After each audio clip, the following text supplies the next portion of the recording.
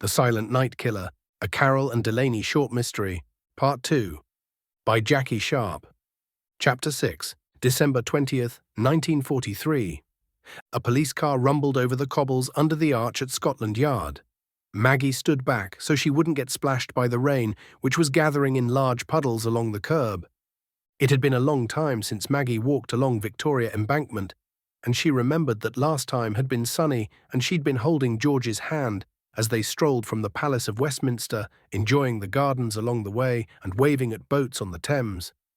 A lifetime ago, thought Maggie, they'd been happy, carefree even. She'd been carrying Birdie, although she didn't know it then, and any thoughts of war were way behind them, never to be repeated. A gust of wind caught Maggie's umbrella and sprayed her with freezing rain, bringing her back to the present moment. What on earth was she doing here? She gazed up at the arch and decided to turn around. The past should stay firmly in the past. She'd been taken by surprise when Delaney asked for her help. She should have said no. How could she possibly help with a murder investigation? But Robert Delaney was persuasive, and in the end she agreed to look at the files. See if anything jumped out, something they were missing. And then he clinched it. "Young women are in danger," he'd said. "Young women like Birdie." "Can I help you, miss?" A young man in police uniform was peering at her from the window of a police car which had slowed to a stop beside her. She recognized him as the same constable who'd accompanied Delaney the day before. "I'm here to see Chief Inspector Delaney," Maggie said, the words out before she could swallow them back. "Righto, miss. I'll park the car and show you to reception." Maggie walked under the arch, unable to change her mind now, and waited while Hunter parked the car. He got out and walked towards her, swaying with an awkward gait. "After you, Mrs. Carroll." He gestured towards an entrance door marked Office. Maggie was then in a dimly lit corridor with featureless grey walls and dark wooden floors. It smelled of tobacco and furniture polish. She followed the constable through another door, which swung closed behind her with a bang. "This is Mrs. Berkeley." Constable Hunter gestured towards a solidly built woman with greying hair swept up into a bun and thick-rimmed glasses on a chain, who was standing beside a tall cabinet, filing documents. Maggie could see another hallway leading into the depths of Scotland Yard, she supposed. "Can I help you, Constable?" Mrs. Berkeley inquired, giving the cabinet drawer a sharp push so it slammed with a metallic thud. "This is Mrs. Carroll. She's here to see the Detective Chief Inspector." "Do you have an appointment?" Mrs. Berkeley peered over the rims of her glasses. Constable Hunter fidgeted uncomfortably beside Maggie. "Robert is expecting me," Maggie said deliberately, and watched the older woman frown with annoyance at her use of Delaney's first name.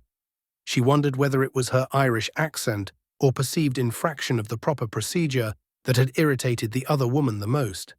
Before Mrs. Berkeley could say another word, the door behind her desk swung open. "You came. I knew you would," Delaney said, smiling. "Come through to my office. Constable Hunter, you too. Mrs. Berkeley, please bring us some tea, and use the good china," he added. Maggie smiled to herself as Mrs. Berkeley stiffened when she passed her desk. She could almost feel the glare of disapproval follow her down the corridor until Delaney stopped at an office door, opened it, and stood back to let her walk in. Sit down, sit down." Delaney pointed to an uncomfortable-looking chair facing a desk heaped with files and assorted debris.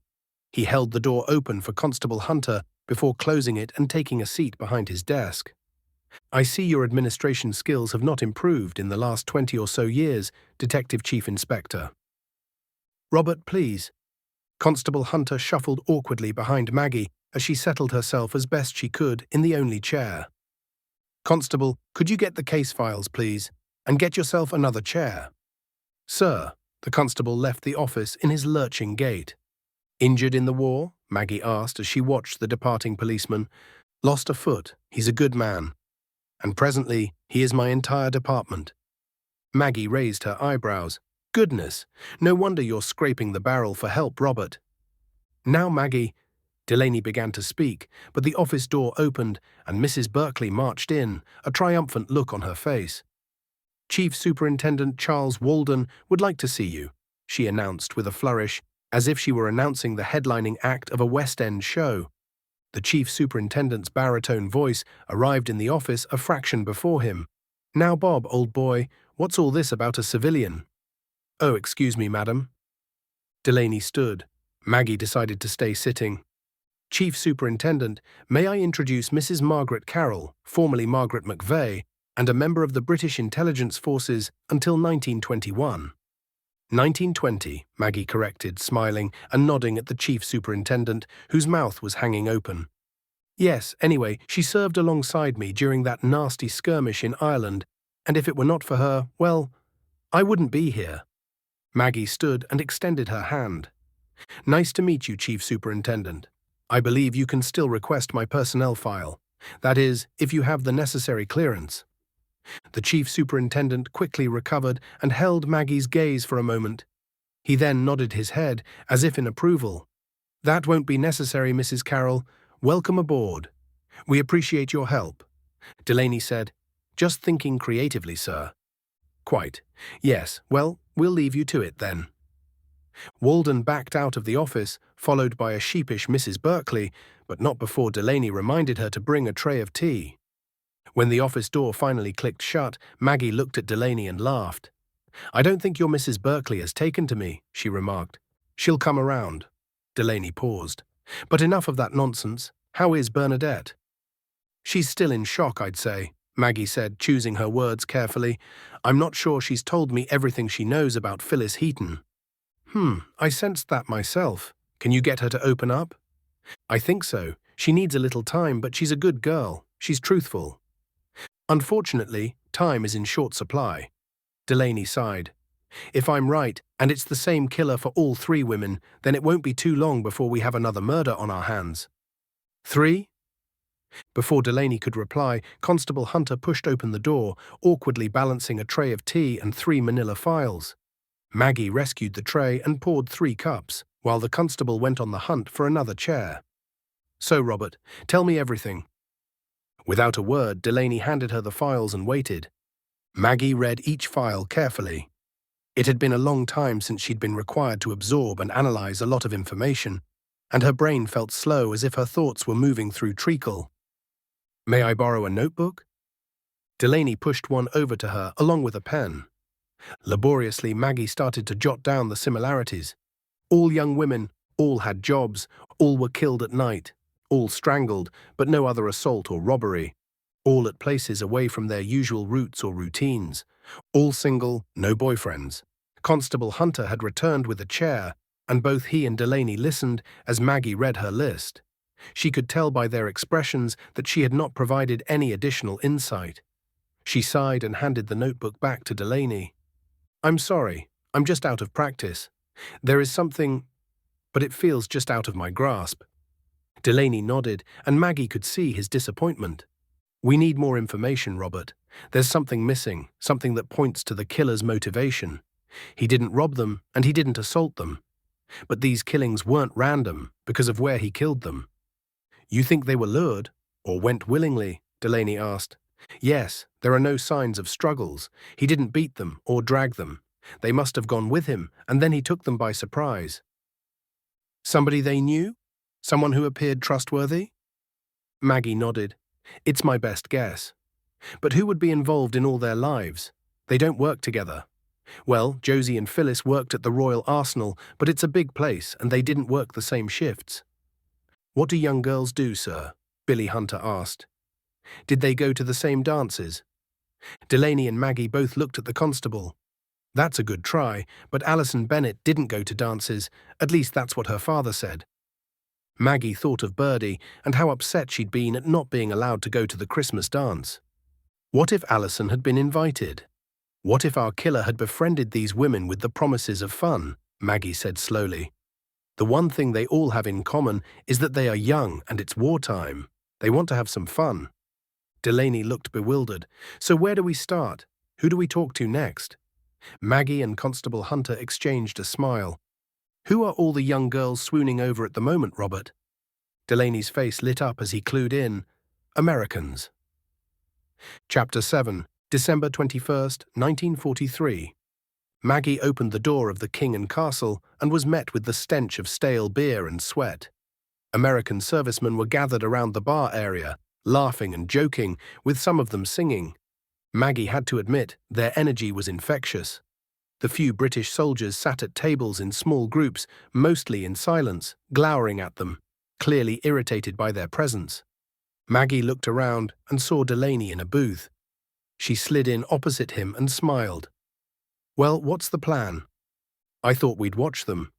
See if any girls join them and then, well, carry on watching." "So no plan then?" She smiled. "Not really, no," Delaney admitted. "Any ideas?" Maggie didn't have any either. It had been difficult for her to be here at all. Birdie had been indignant when Maggie explained where she was going and why. "You are going to a pub to help look for that maniac who killed Phyllis, and you won't even let me walk home on my own." "I'll be perfectly safe. Detective Chief Inspector will be there too." "Why does he want you there? How can you help?" Birdie asked, so incredulous that Maggie had almost laughed. "In my youth, I used to help. I used to work with the police in Ireland. It was my job before I came to England and met your Da." Birdie hadn't believed her but agreed to look after the twins. She'd also not complained when the girls at work had organized chaperones to walk them all home. "It's one of the security guards," she'd told Maggie. "He lives a couple of streets away." Maggie had been relieved, but there was still a killer on the streets and she wanted to help. She felt a little guilty, but going over the files and analyzing them with Delaney made her feel useful, alive. She was finally doing something that made a difference, not just waiting for the war to end and George to come home. "Let's play it by ear," she told Delaney, watching the bar as it filled with more Americans, who were getting rowdier, and several more British soldiers. "No women yet," she remarked. "Right then, I'm going to get a drink. You stay here and watch." Delaney looked a little startled but didn't argue. Maggie stood and smoothed down her blouse and skirt. She had dressed up a bit and even put on lipstick, although she waited until she'd left the house to apply it. Lipstick was something she'd not worn for years, and she didn't need any more questions from her daughter. "Gin and tonic, please." Maggie leaned forward to make herself heard above the din, but the barman didn't hear her. "Let me get that for you, honey." A tall American in an airman's uniform leered at her.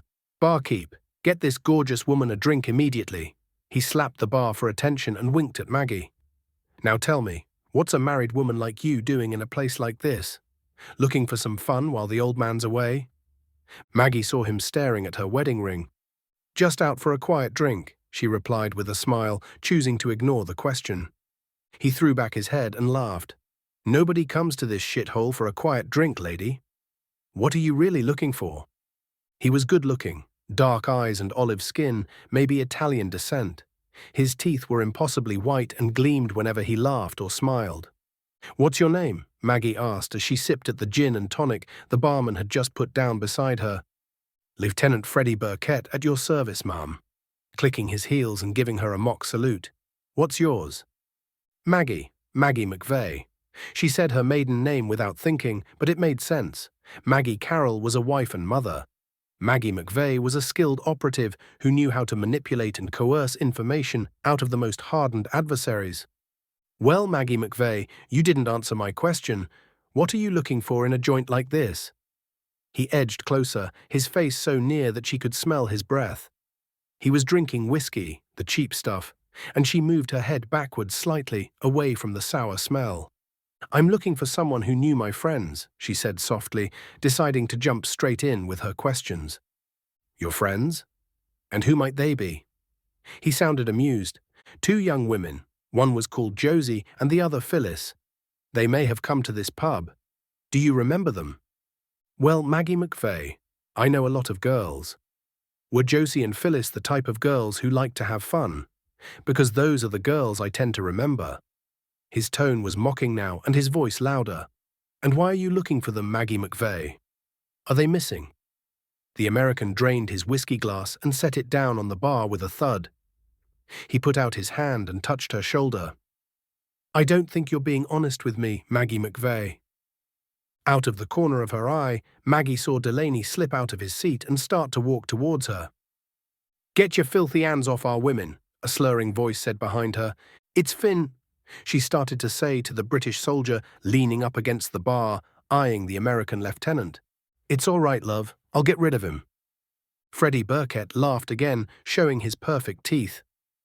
Sit down. The lady and I are having a conversation. Don't be rude now.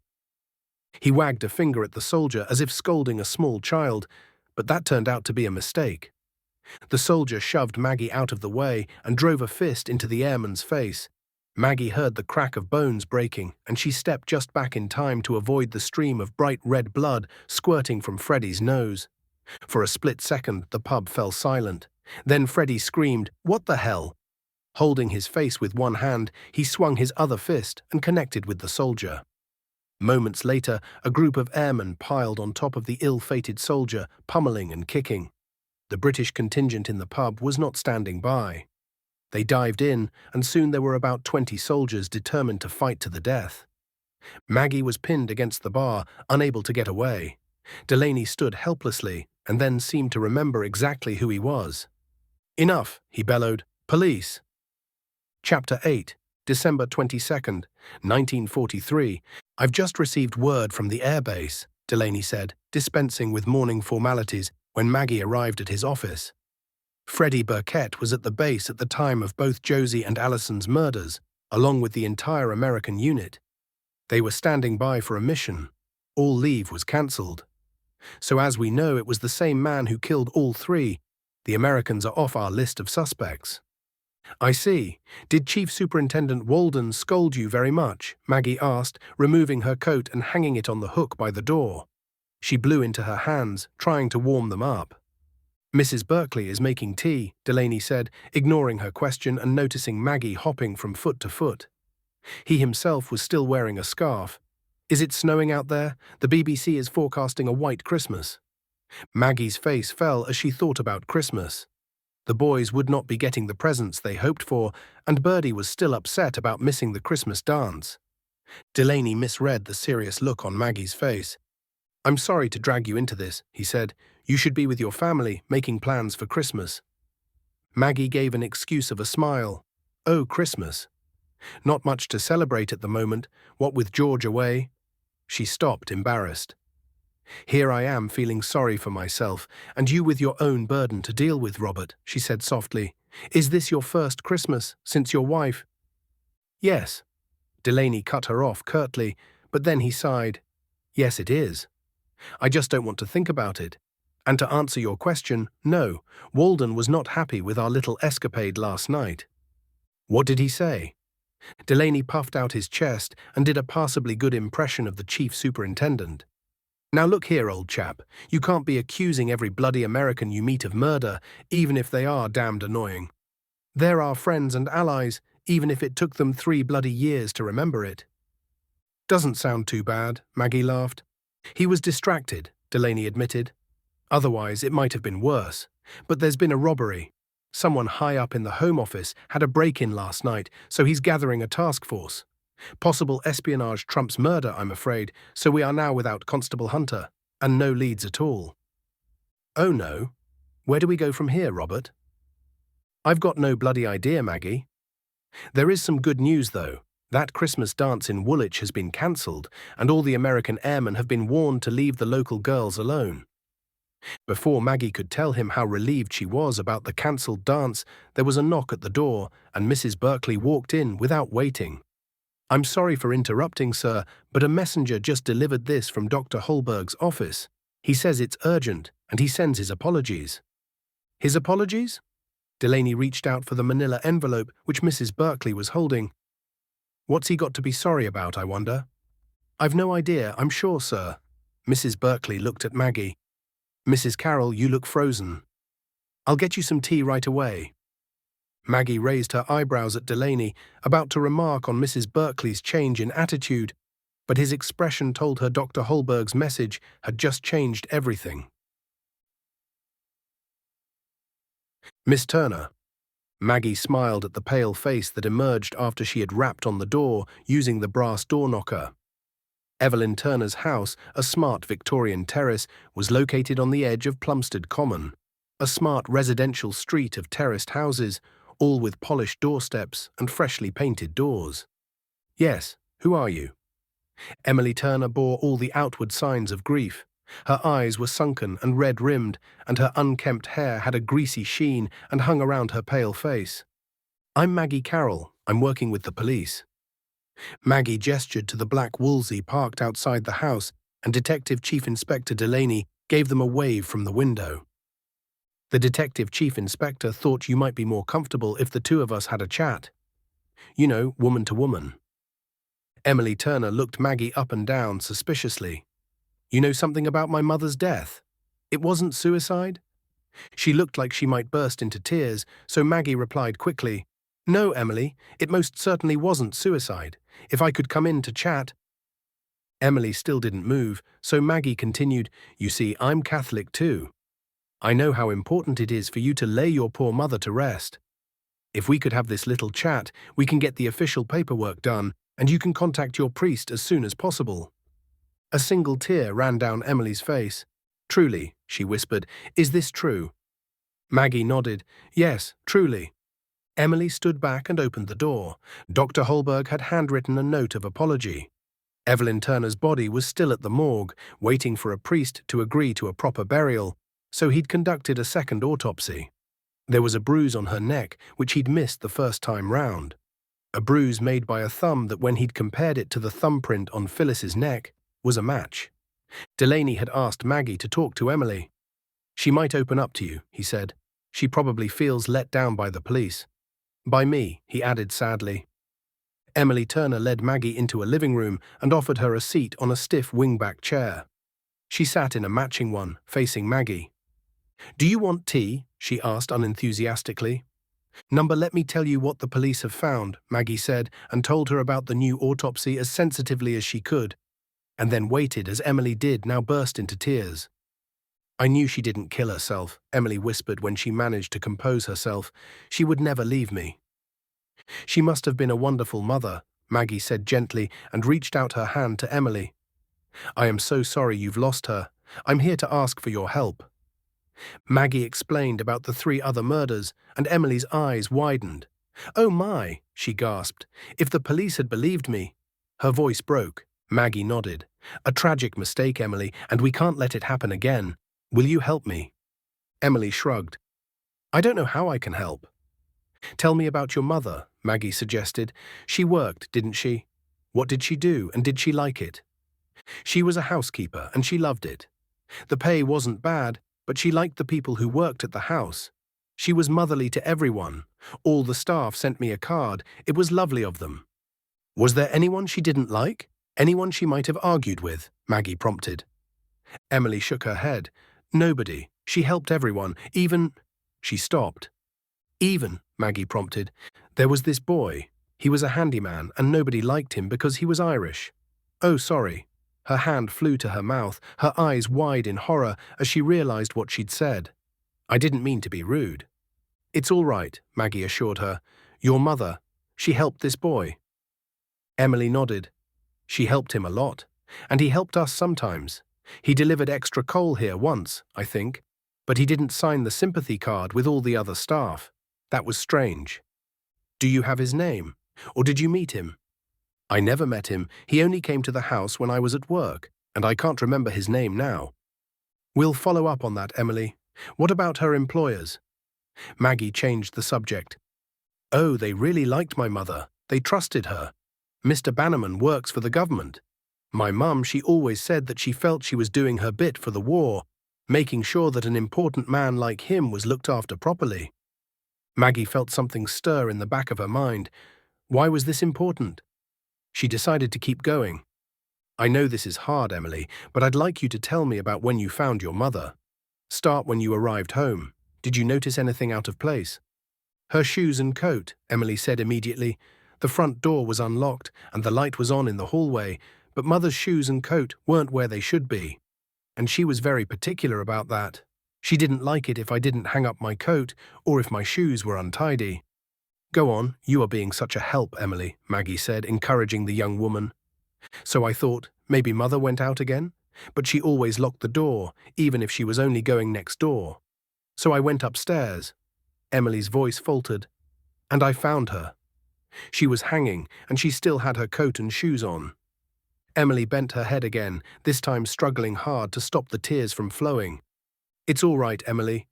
It must have been a terrible shock. Just one more question. Do you know if there is anything missing from the house? Anything valuable? Yes. Emily's head shot up. I told the policeman when he came, my mother's keys were missing. Her keys? How do you know? She always wore them on a chain around her neck. She kept Mr. Bannerman's keys on the same chain. They weren't there when I found her. I told the policeman, and he said that maybe she left them at work. But she couldn't have done. Why not? Maggie asked. Emily sighed. We only have 2 keys to the front door. I have one and Mother had the other one on her chain. If she'd left her keys at work, how did she get in? Maggie practically ran back to the car. What's the name of the people who got robbed last night? She demanded when she pulled open the door and slid into the passenger seat. The Home Office people? Not sure, why? Delaney was startled. What's going on? Could it be Bannerman? Yes, now I come to think of it. Bannerman's a bigwig in the Home Office, very hush-hush stuff. That's why there's such a big stink about the robbery. Evelyn Turner was Bannerman's housekeeper, and her keys are missing. The keys to his house. What? Delaney looked shocked. You think she was killed by the same people who robbed Bannerman last night? But how does this link to the other murders? Maggie banged her fists on the dashboard in frustration. So stupid. I was distracted by Birdie and the party, and I couldn't see past my blinkers. It's where they work, Robert. That's the link, she exclaimed. Delaney didn't look convinced. They were factory girls, he said, and that was just Josie and Phyllis. Allison worked in a library. I don't see it. The factory isn't just any factory, it's the Royal Arsenal. And didn't Allison's father work in the Royal Arsenal too? What if the killer was interested in gaining access to the factory? Delaney nodded slowly. You know, you might be onto something. And Evelyn Turner befriended a young Irish boy who knew where she lived. An Irish boy? Delaney groaned, thinking back to his conversation with Walden about Irish extremists working with the Nazis. Damn it. You think this boy is trying to steal secrets? It's possible, don't you think? Maybe he tried to get access to the arsenal by befriending young women who worked there. Maybe he was getting paid for information. And if they got suspicious? Exactly. He killed them before they said anything. Maybe Phyllis was attracted to some charming Irishman, but wouldn't tell him anything. She was very strict about security. She was always telling Birdie that she… Maggie stopped as panic burned in her stomach and rose upwards, so her voice came as a shout. Birdie, I have to warn her. Chapter 9, December 22nd, 1943. Are you coming to the dance tonight, Birdie? She looked up at his smiling face in surprise. I heard it was cancelled, she said. Wasn't there a big fight or something? All the girls are talking about it. He laughed. There's always a big fight somewhere. They wouldn't be cancelling a dance just because of that. It'll cause a riot. He winked at her. Well, I can't come anyway. Why's that? He asked. Oh, it's just my ma. She worries about me. Her words sounded pathetic, she thought. They walked along in silence, the cold December night numbing her cheeks. Well, what if I take you to the dance? He said suddenly. Your mother would approve of me, surely. Am I not the picture of respectability? Birdie laughed. I don't know. Maybe. You ask her when I get you home, all right? And if she says yes, then I'll take you and I'll bring you home. How about that? Birdie's face fell. She won't be home. I'll have to look after my brothers. Isn't there a neighbor we can ask to look after them? Birdie was uncertain. Yes, but I can't go without telling her. Oh, you never mind about that. We'll tell the boys, and they can tell your mother, and if she's angry, then you can blame me and my charming nature. His tone took a serious note. You know, you girls need to have some fun. After Phyllis and all that. I'm sure your mother would approve of you enjoying yourself a little bit, don't you think? I suppose so, Birdie said hesitantly. Well then, it's settled. Birdie. Maggie flung open the front door, calling her daughter's name. Ma? The living room door opened a crack, and Maggie could see the worried faces of Patrick and Jimmy. She fought down her panic and forced a smile. Well now, what are you two up to? And where is your sister? She asked as cheerfully as she could. The boys eyed each other as if deciding what their coordinated response should be to their mother's question. Come on now, boys, it's important. Mrs. Carroll. A voice came from the kitchen, and Mr. Larkham from next door came into the hallway carrying a hammer. "Hope you don't mind. Me and these two ruffians here are working on a secret project." The old man winked at her. "That's grand, Mr. Larkham," Maggie replied, trying to stop her voice from shaking, "but I wonder if you've seen my daughter." "I have," Mr. Larkham beamed, "and a beautiful young woman she is too. A credit to you. Mr. Larkham, it's important I find her. She and a young man, they were off to a Christmas dance. It warms my heart to see the young ones enjoying themselves." "Did they happen to say where the dance is taking place?" Maggie interrupted him. She knew it was somewhere in Woolwich, but Birdie had never told her the exact location. "No, but they did say they were going to the pub first. The King and Castle, I think. That's the place all the young people go, isn't it? Not my cup of tea, all that rowdy noise. But I suppose if you like—" Maggie swung around to face the boys. "Be good for Mr. Larkham," she said. "I have to go out for a bit, but I'll be back soon." "Don't you worry, Mrs. Carroll," Mr. Larkham called after her as she ran back into the street. "I'll look over them." "The King and Castle," Maggie said when she ran back to the car where Delaney was waiting. "That's where they're going." The door to the pub was open, light spilling out onto the pavement. Delaney slowed the car to park, but before it was fully at a stop, Maggie threw open the door and ran towards the pub. Servicemen eyed her and the black car and made moves to get inside. There was a sea of flushed faces, mostly men in uniform, and Maggie had to stand on her tiptoes to frantically search for Birdie. Well, if it isn't Maggie McVeigh," a voice drawled in her ear. "You've got a damn cheek coming back here after getting me and my buddies into trouble." She looked up into the scowling face of Lieutenant Freddie Burkett. "I'm looking for my daughter. She has auburn hair. She is so tall," she indicated with her hand. "And she's with a man, probably Irish." "You're looking for another woman?" Freddie smirked. "Right. I don't have time for your damn nonsense," Maggie shouted. "My daughter, she's in danger. She's been lured here by a monster. Have you seen her? There's no dance, thanks to you and him." Freddie gestured with his chin at Delaney, who had followed Maggie. "I haven't seen your daughter, lady, and you can't arrest me for that." "I have," said another airman. "She was here a minute ago. She was arguing with her boyfriend. I heard her. She wanted to go home." Maggie clenched her fists, attempting to control her fear and rage. "You're sure?" Delaney asked. The airman shrugged. "Yes, sir. I didn't intervene. We were told to keep own hands off, you know, the local girls, so I didn't say anything." "Where did they go?" Maggie demanded. "I don't know." Maggie turned and bolted out of the pub. "Which way?" she shouted at a soldier smoking a cigarette, a girl with long brown hair and a man. "Which way did they go?" He pointed left, and Maggie started to run. It was hard running on the cobbled street with barely a glimmer of light from the covered street lamps. Maggie's breath came in gasps, and she could hear Delaney coming after her as fast as he could, wheezing with pain from his leg. The street was empty, with nobody to ask if they'd seen Birdie, so she kept running, only slowing to look when she passed an alleyway or cross street.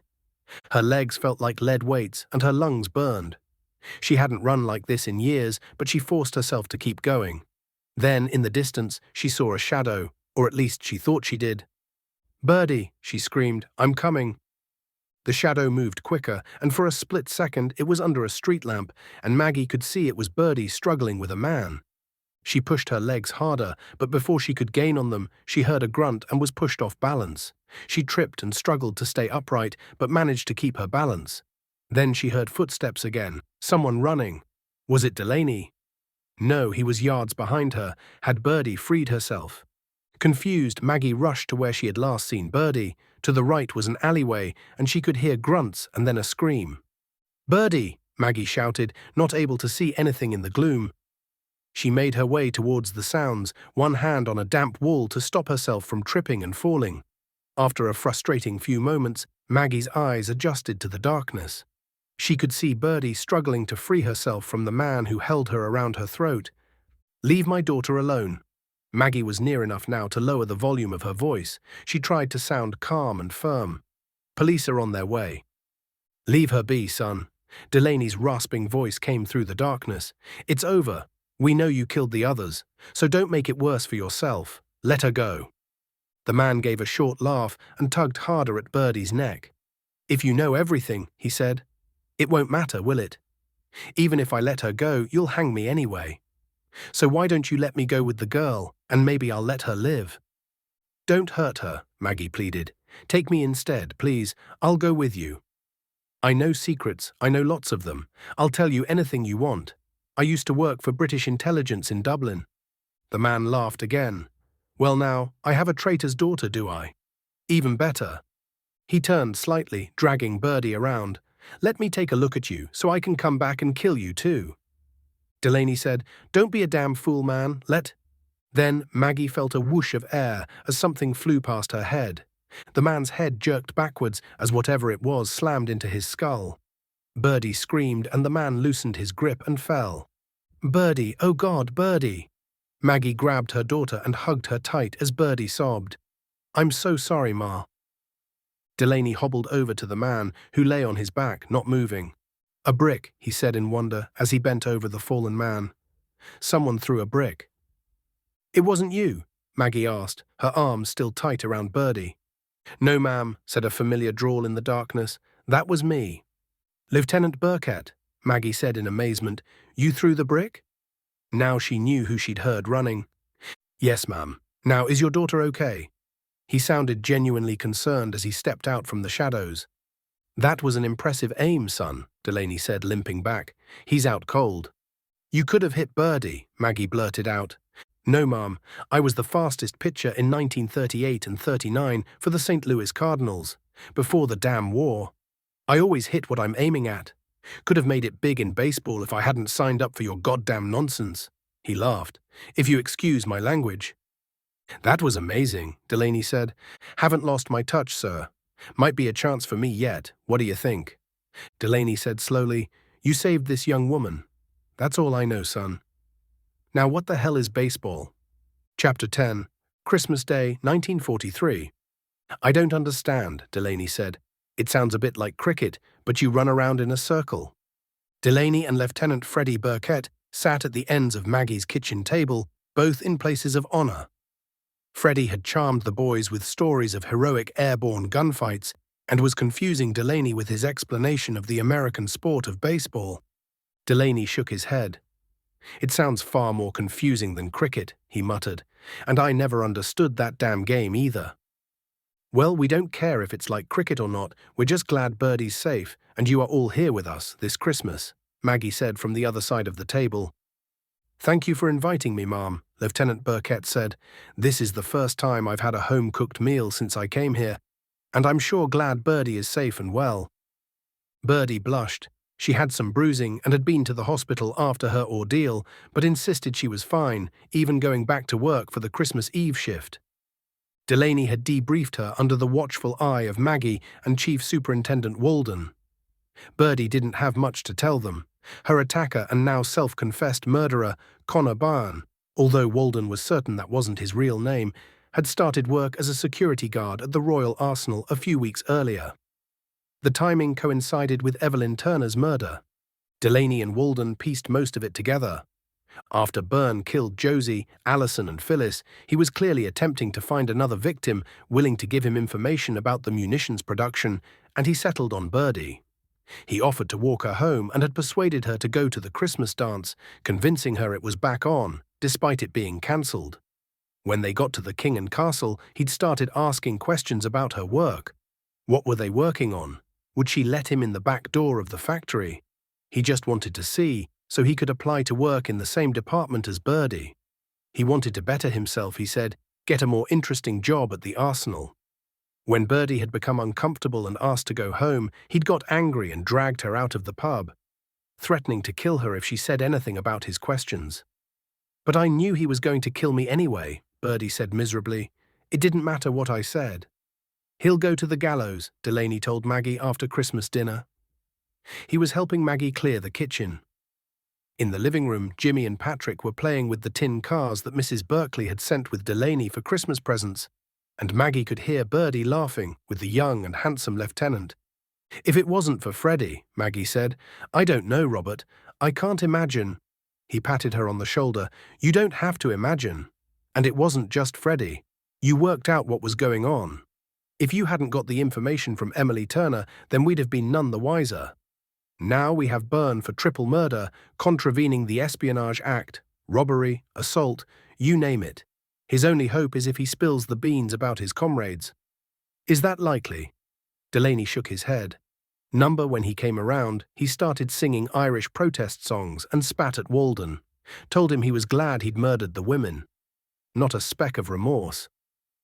Do you think he got any information? About the arsenal or from the robbery? Delaney shrugged. Probably. We don't know yet, but at least he can't get any more. After Freddie had left, Maggie stood in the hallway with Delaney. I hope you get news from your son soon, she said as she helped him with his overcoat. And don't be a stranger. Drop by once in a while. We would all like that. Maggie, Delaney said, his tone serious, I was hoping you'd work with me again. What?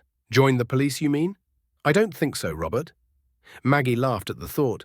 Not the police, not really. More of a civilian consultant. Delaney urged, Maggie, your skills are needed. I need you. I'm not sure about that. Maggie lowered her voice. It's not like the old days, Robert. I have children. And maybe if I'd been home, Birdie wouldn't have been in danger.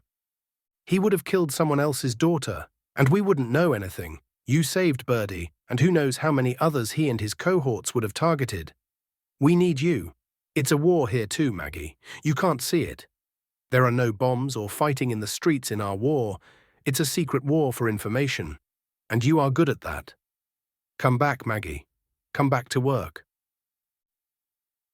Later, when the boys were in bed and it was just the two of them, Maggie asked Birdie a question which had been bothering her. Birdie, did you know more about Phyllis? Something you didn't want to tell us? When Robert first questioned you? A tear ran down Birdie's cheek.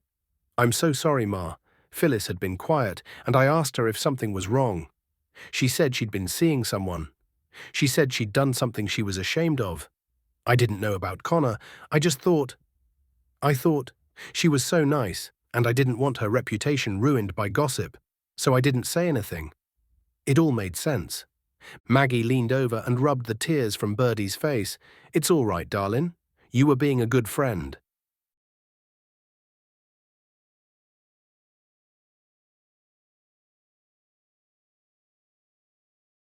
Birdie took a breath. I need to ask you something. Maggie knew what was coming. Go on then. Will you ever tell us what you did in Ireland? Someday I will. Someday I promise. It seemed to satisfy Birdie for the moment. Then she said, I heard you and Mr. Delaney talking. I think you should help him, Ma. The emphatic tone of her daughter's voice surprised Maggie. I'm not sure about that, Birdie. You rescued me. I don't know what you used to do, Ma, but I think you were very good at it. Otherwise, why would he ask you to work for him again? So you should help. That's what I think. Birdie kissed her mother on the cheek. Good night, Ma. Happy Christmas. After Birdie went upstairs, Maggie turned the wireless on low. She listened to a choir sing carols as she thought about what Delaney had said. She glanced up at the picture of George and asked softly, Should I do it? Should I help Delaney with his secret war? The end.